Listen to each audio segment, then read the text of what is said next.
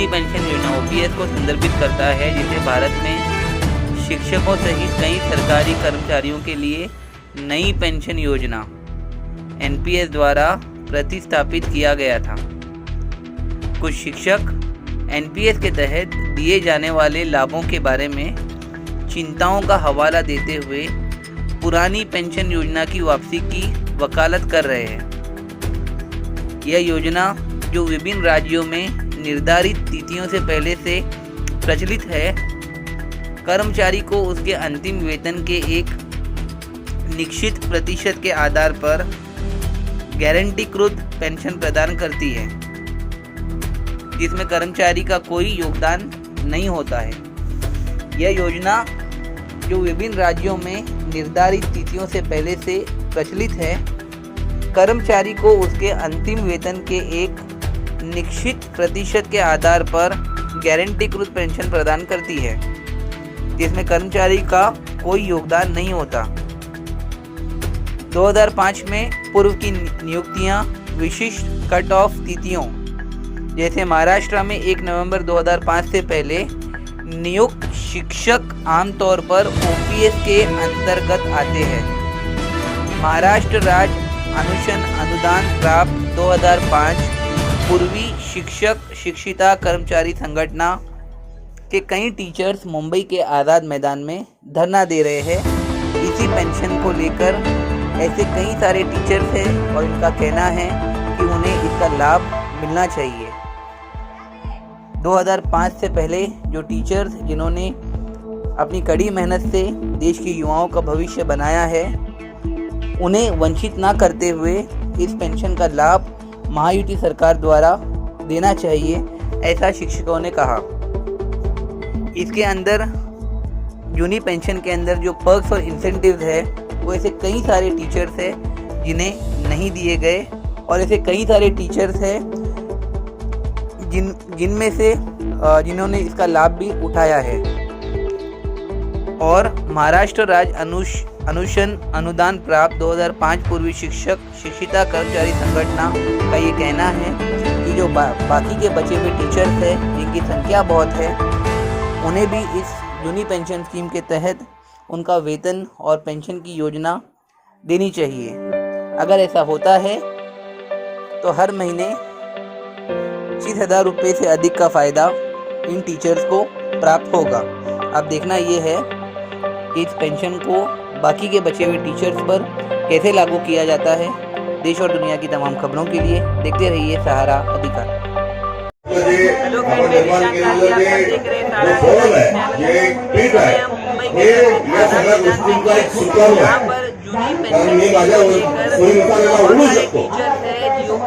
अजून कोणी दुसरीकडे बोलू शकतो किंवा मी व्यवस्था वैद्यमधूनही बोलू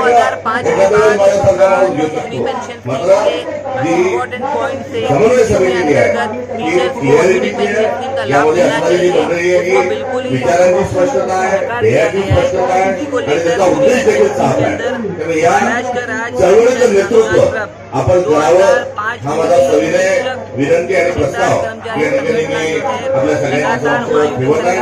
माझ्या प्रस्तावाला समर्थन असल्यास कृपया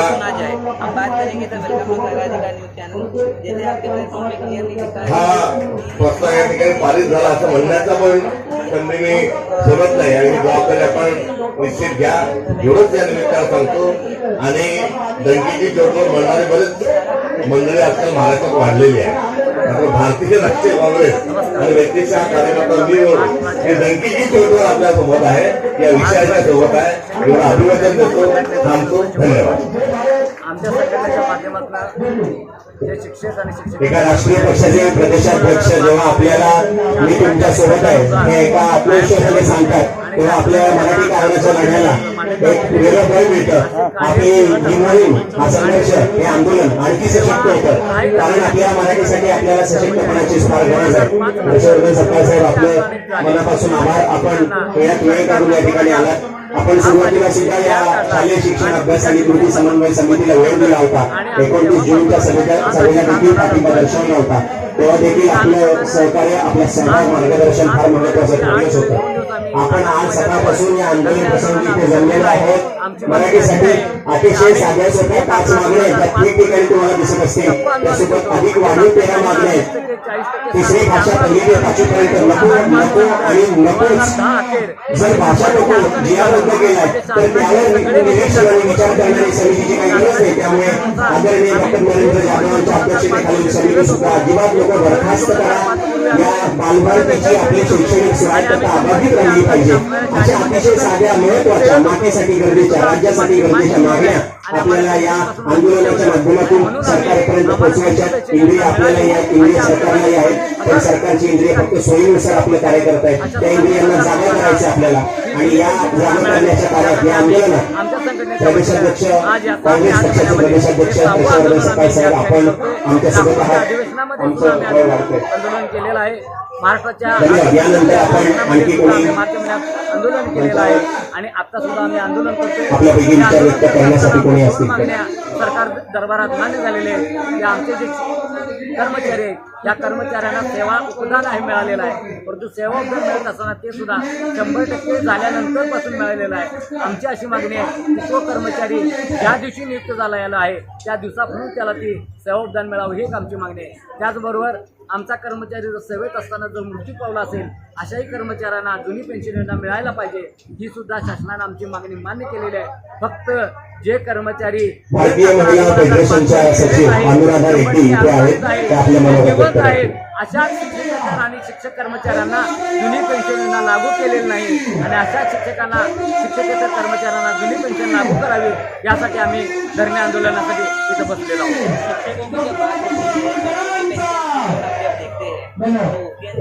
बहुत सारे रूल्स हैं और महाराष्ट्र के शिक्षकों के लिए बहुत ही ज़्यादा चाहिए और उनका भत्ता जो है वो मिलना चाहिए। जैसे आपने बताया कि 2 मांगे जो है शासन ने आपकी पूरी कर चुके हैं, लेकिन 2005 के बाद जो टीचर्स उसके जो पहले जो टीचर्स थे उनकी संख्या कितनी होगी? माझे नाव डॉक्टर अनुराधा रेड्डी, भारतीय महिला फेडरेशन 2005 सेवेत असणारे 26,000 कर्मचारी आपल्या महाराष्ट्र राज्यामध्ये होते. त्यामध्ये 4,000 कर्मचारी मयत झालेले आहेत. अशा बांधवांना ही पेन्शन लागू झालेली आहे आणि कर्मचारी सध्या कार्यरत आहेत आणि हे कर्मचारी येणाऱ्या 2035 या सालात सेवा निवृत्त होणार आहेत आणि ह्या कर्मचाऱ्यांना लागू व्हावी आणि वारसा मिळावा, हक्क मिळावा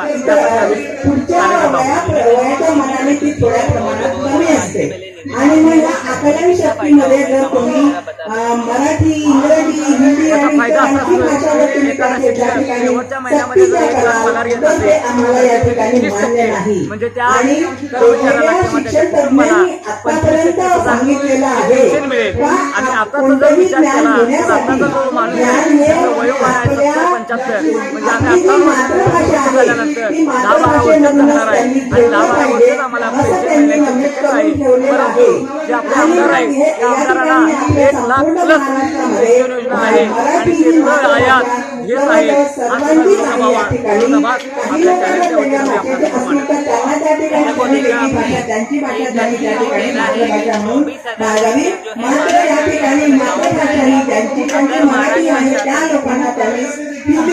पहिलीपासून सक्ती करता कामा नये असं आमचं मत या ठिकाणी आहे.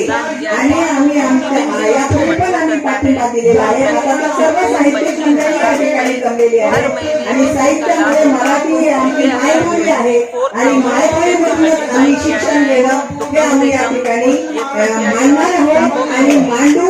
आणि मागे त्यांनी केला असं सांगितलंय आणि परत अजून नरेंद्र मोदी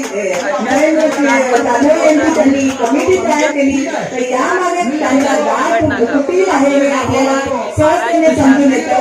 तेव्हा आपली मराठी या ठिकाणी कायम राहण्यासाठी मी पुरुषांच्या बायकांना, विशेषतः बायकांना या ठिकाणी आवाहन करते. त्यांनी या आंदोलनामध्ये हजारो